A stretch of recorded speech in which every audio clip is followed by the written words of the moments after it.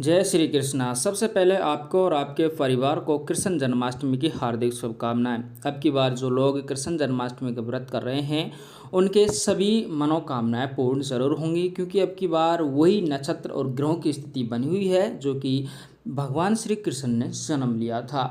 ये समान स्थिति होने के कारण अब की बार भक्तगणों के सभी कष्टों का अंत जरूर होगा। अब हम आपको बताना चाहेंगे कृष्ण जन्माष्टमी के व्रत में कब और क्या क्या खाना चाहिए, कौन सी ऐसी चीज़ें हैं जिनको खाने से व्रत खंडित हो जाता है, हमारी तपस्या यानी कि व्रत का फल आपको नहीं मिल पाता है। मैं आपको बताना चाहूँगा हर क्षेत्र में जन्माष्टमी व्रत करने के अलग अलग नियम होते हैं। जैसे कि कुछ लोग तो निर्जला ही कृष्ण जन्माष्टमी का व्रत करते हैं। भगवान श्री कृष्ण के जन्म के बाद पूजा अर्चना करने के बाद रात्रि 12 बजे के बाद ही कुछ खाते पीते हैं। वहीं कुछ लोग होते हैं जो दिन भर पानी पीते रहते हैं, और वहीं कुछ लोग ऐसे भी हैं जो दिन में केवल एक बार पानी लगभग शाम 4 बजे के आसपास पीते हैं। तो ये स्थितियों को देखते हुए हम आपको पूर्ण सटीक जानकारी देंगे। यदि अभी तक आपने चैनल को सब्सक्राइब नहीं किया तो कर लीजिए। धार्मिक मान्यताओं और व्रत त्योहारों के शुभ मुहूर्त विधि विधान आपको इस चैनल से प्राप्त होते रहेंगे। लेकिन कमेंट बॉक्स को खाली ना छोड़े, कमेंट बॉक्स में जय श्री कृष्णा जरूर लिखना। भगवान कृष्ण की कृपा से, भगवान श्री हरि नारायण की कृपा से आपकी सभी मनोकामनाएं पूर्ण होंगी। सबसे पहले मैं आपको बताना चाहूँगा, जैसे ही हम व्रत का सुबह संकल्प लेते हैं तो संकल्प के साथ ही हमारा व्रत प्रारंभ हो जाता है। उसके बाद कुछ भी खाना पीना हमें नहीं चाहिए। अगर हम दिन में फलाहार ग्रहण करते हैं या फिर अन्न ग्रहण कर लेते हैं तो हमारा व्रत नहीं माना जाता है।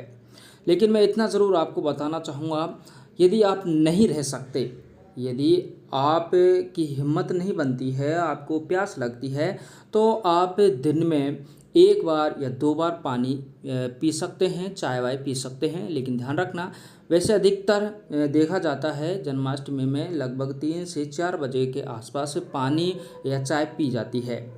इसके बाद मैं आपको बताना चाहूँगा कि सूर्य जब अस्त हो जाता है, सूर्यास्त के बाद तो कुछ भी खाना पीना बिल्कुल भी नहीं चाहिए, ये आपको ध्यान रखना है। इसके बाद रात्रि 12 बजे भगवान श्री कृष्ण का जन्म हो जाता है। उनकी पूजा अर्चना करने के बाद हम फलाहार ग्रहण करते हैं और व्रत को खोलते हैं। यही व्रत का पूर्ण नियम है, फलाहार ग्रहण किया जाता है। इस दिन भूल से भी कुछ चीज़ें हैं जिनका सेवन यदि आप कर लेते हो तो आपका व्रत है जो खंडित हो जाता है, जिसमें सबसे महत्वपूर्ण बात है अन्न। कृष्ण जन्माष्टमी के व्रत में शास्त्रों के अनुसार अन्न बिल्कुल भी ग्रहण नहीं किया जाता है। अन्न है जो दूसरे दिन पारण, जिसको अपन बोलते हैं, पारण लेने के बाद ही अन्न ग्रहण किया जाता है, ये आपको ध्यान रखना है। रात्रि 12 बजे भगवान श्री कृष्ण के पूजा अर्चना के बाद कुछ भी फल हैं, जैसे कि केला है, अनार है, संतरा है, चीकू है, जो आपका मन करता है वो आप लोग खा भी सकते हैं और जूस भी पी सकते हैं, निश्चिंत आप लोग रह सकते हैं। लेकिन अन्न बिल्कुल ग्रहण नहीं कर सकते, और ख़ासकर आपको इस दिन आपके को ये बात का ध्यान रखना है, जैसे कि लहसुन है, प्याज है, मांस मदिरा है, इनके सेवन से बचना है और इनके सेवन करने वाले लोगों से भी आपको बचना है, ये आपको ध्यान रखना है। तो ये जो हैं बस इस फलाहार ग्रहण कर सकते हैं। बाकी आप दिन में 1 या 2 बार पानी या जूस या फिर चाय पी सकते हैं, लेकिन सूर्यास्त के बाद बिल्कुल भी आप लोग खा पी नहीं सकते। इसका आप लोग विशेष ध्यान रखें। तो ये नियम है, और जो आप के क्षेत्र में मनाए जाते हैं और यदि आप उनके बारे में जानकारी देना चाहते हैं तो कमेंट बॉक्स में आराम से आप लोग दे सकते हैं, ताकि आप अन्य लोगों को भी पता चले। वैसे शास्त्रों के अनुसार तो यही नियम है।